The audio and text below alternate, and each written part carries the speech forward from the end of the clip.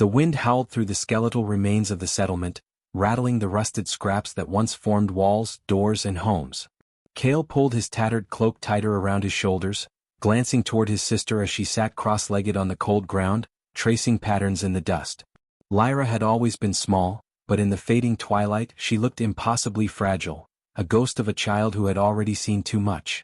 "We shouldn't be here," Cale murmured, scanning the perimeter of the crumbling structures. The Vrithari patrolled at random intervals, and he didn't trust the silence that had settled over their ruined corner of the world. Lyra ignored him, her fingers still moving through the dirt, her face drawn in intense concentration. "The elders say the forest is alive," she said. "They say it watches. It listens." Cale exhaled sharply, dragging a hand through his tangled hair. "The elders say a lot of things. Most of them get people killed." Lyra looked up at him then, her large dark eyes gleaming in the dim light. "Then why don't the Vrithari go in? If it was just stories they wouldn't be afraid." Cale opened his mouth then closed it. He had no answer, only the knowledge that people who entered the forbidden forest never came back. They were swallowed whole, consumed by something beyond human understanding.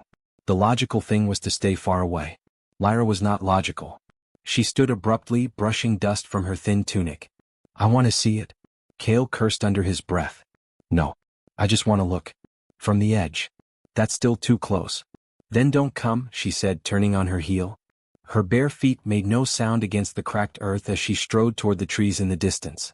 Cale hesitated for the briefest of moments, then followed. He always did. The closer they got, the more the air changed. It grew thick, heavy with something unnameable, pressing against their skin like invisible hands. The forest loomed ahead, its canopy dense and suffocating, its trunks pulsing with bioluminescent veins that throbbed in slow, rhythmic waves. It smelled of damp earth and something sweeter beneath, something that curled around the senses and whispered in a language just out of reach. Lyra reached out a hand toward the nearest tree, her breath hitching in her throat. "It's warm." Cale grabbed her wrist, yanking her back. "Don't touch it." She frowned at him but didn't argue. Instead, she tilted her head, listening. "Do you hear that?" Cale strained his ears. At first, there was only the sound of his own breathing, the distant howl of the wind. Then a whisper. Faint. Melodic. Words that didn't make sense but still settled into his bones, deep and resonant. Lyra took a step closer. The tree responded.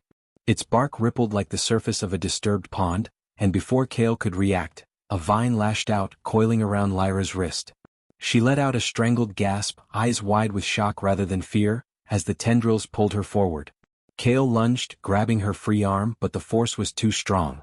The tree's bark split open, revealing a pulsating core of glowing green, and in a single breathless moment, Lyra was gone. The forest swallowed her whole. Cale staggered back, chest heaving.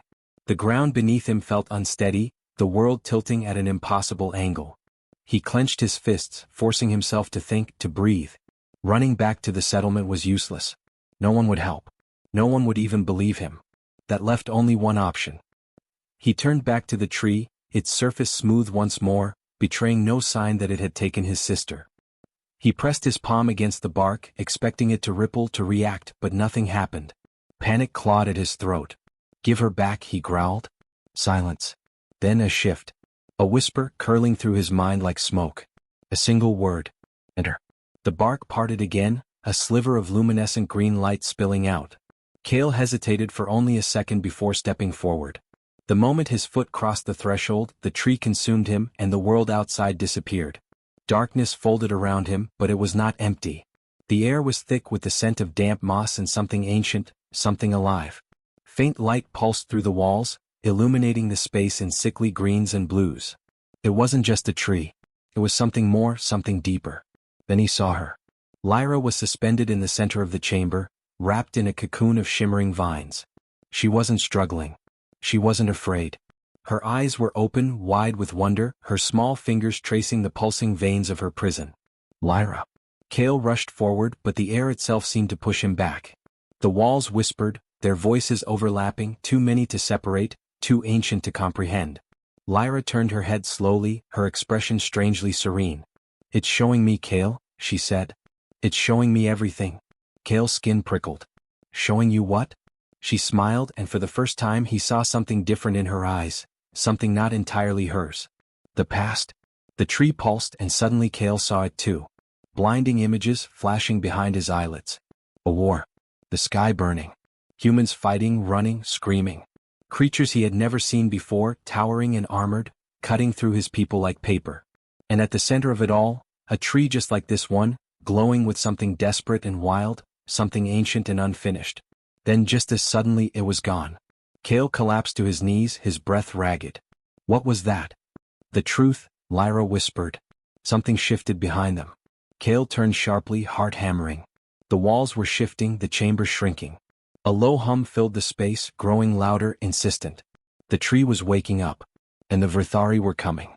Kale forced himself to breathe, his pulse hammering in his ears as the chamber around him pulsed with an eerie luminescence. The whispering had faded, replaced by an unsettling silence that coiled in the air like an unfinished thought. Lyra remained suspended in the cocoon of vines, her gaze locked onto him, her small fingers now perfectly still.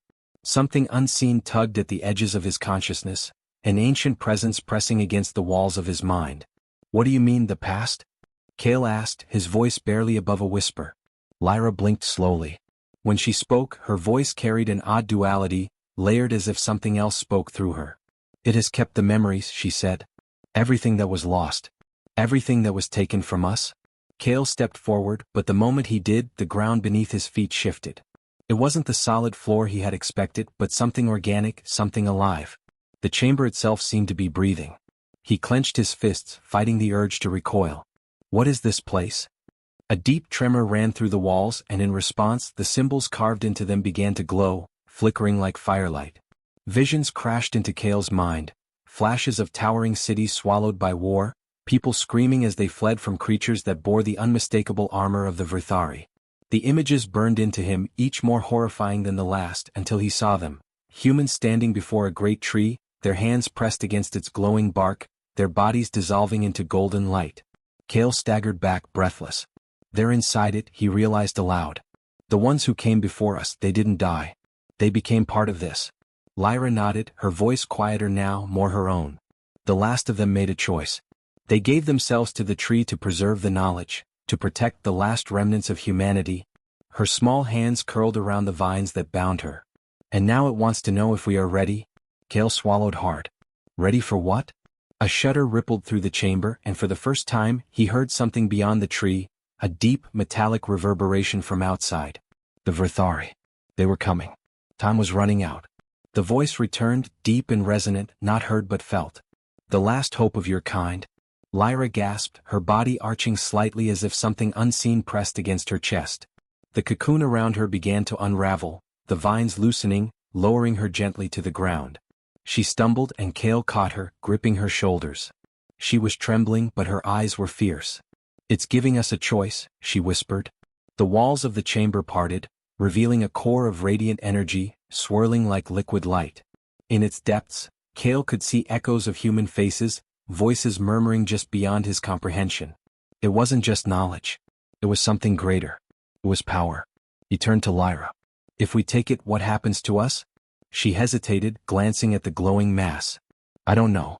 But if we don't, there might not be anything left of us to save. A sharp clang echoed from above. The Vrithari had reached the outer walls. They had moments at best. Kale made his decision. He took Lyra's hand and together they stepped forward. The light swallowed them whole. The moment the light engulfed them, Kale felt his body dissolve, not into emptiness but into something vast and boundless. His mind stretched across time, weaving through memories that did not belong to him yet felt carved into his very being. He saw what humanity once was, a force of creation and destruction, builders of cities that touched the sky, wielders of knowledge that danced on the edge of the divine.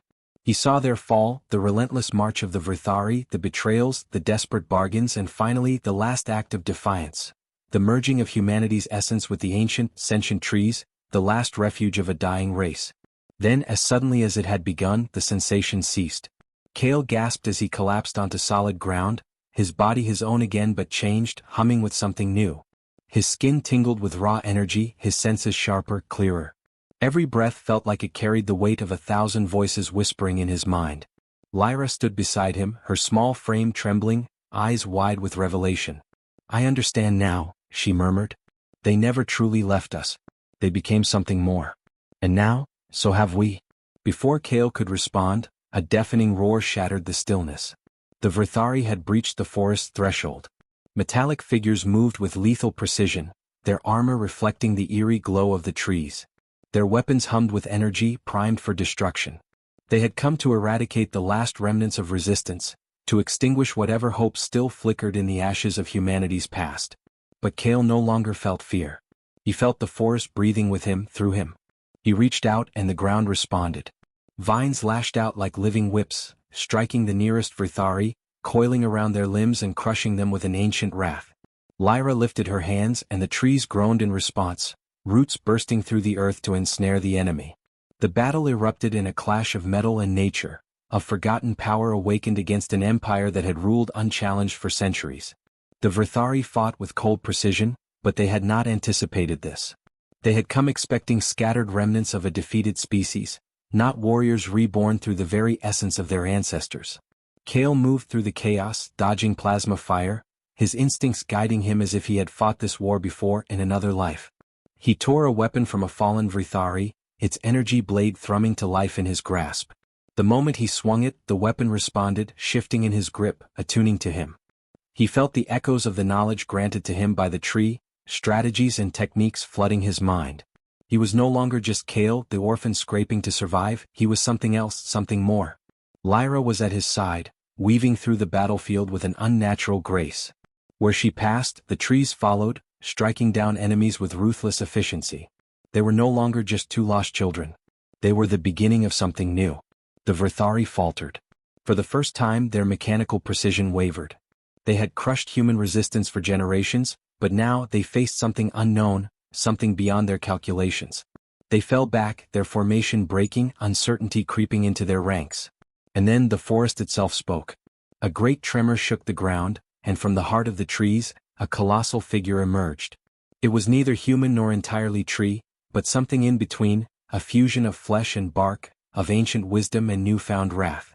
Its eyes burned with the golden light of the ancestors, and when it raised its hand, the very air trembled. The remaining Vrithari hesitated, their cold logic assessing the impossible. Then as one they turned and retreated, their forces vanishing into the night. The battle was won, but the war was far from over. Kale stood amid the wreckage, breathing hard, his hands still crackling with power. He met Lyra's gaze and in her eyes, he saw the same certainty that burned within him.